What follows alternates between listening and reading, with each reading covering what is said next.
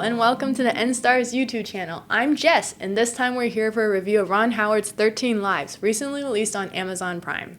13 Lives is a based on a true story narrative feature about the Tham Luang cave rescue, where 12 boys and their coach from a Thai soccer team became trapped in a cave after monsoon flooding. Starring Viggo Mortensen and Colin Farrell as British divers Richard Stanton and John Valanthan respectively, the film covers the worldwide rescue efforts to get the Thai soccer team out. Last summer, I had the opportunity to attend a screening of The Rescue, the National Geographic documentary on the same cave rescue directed by Elizabeth Chai Vasarhelyi and Jimmy Chin, the documentarians behind the acclaimed Free Solo. At the screening, Vasarhelyi and Chin mentioned the alleged behind-the-scenes drama in making The Rescue and the struggle over the rights to tell the Tham Luang cave rescue story. Ultimately, National Geographic won the rights to the British divers side in the story, and Netflix, which I guess now Prime, got the rights to the Thai soccer team. If this story is true, you wouldn't be able to tell from 13 Lives' storytelling. For a company that's supposedly gotten the rights to the imperiled Thai soccer team story, you would expect that the narrative would center the boys and their coach.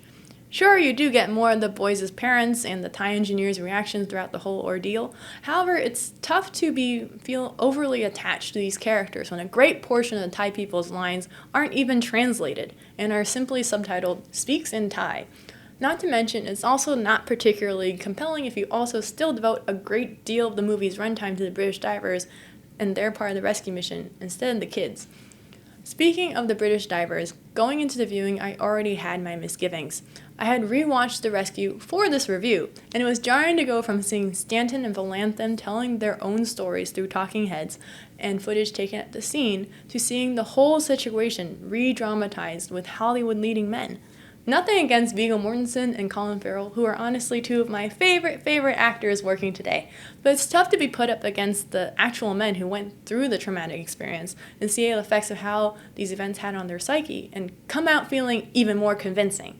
It's a battle you're going to lose no matter how talented an actor you are. In another world, there would have been a film that focused more on the limits of human endurance that the Thai soccer team had to go through to survive. It would have brought up how the coach taught the boys breathing and meditation exercises to keep them calm and from using up all the oxygen in the cave. It would have shown the possible despair and uncertainty the team may have had when waiting for what I'm sure seen endlessly for these strange foreign men to potentially save them.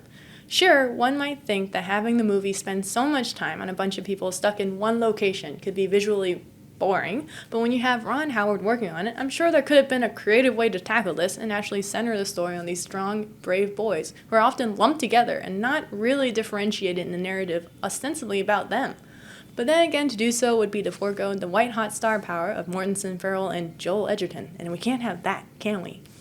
Overall, 13 Lives feels like a bloated, the film is 2.5 hours long, less exciting retread of its predecessor. If you honestly want to know what the hell happened with the Tham Luang cave rescue and why it's seriously insulting that Elon Musk called these intrepid divers pedophiles, you're better off watching The Rescue instead. This is Jess for N-Stars, and thank you so much for watching this review. If you like what you see, please click subscribe and the notification button to see what's next. Thank you very much.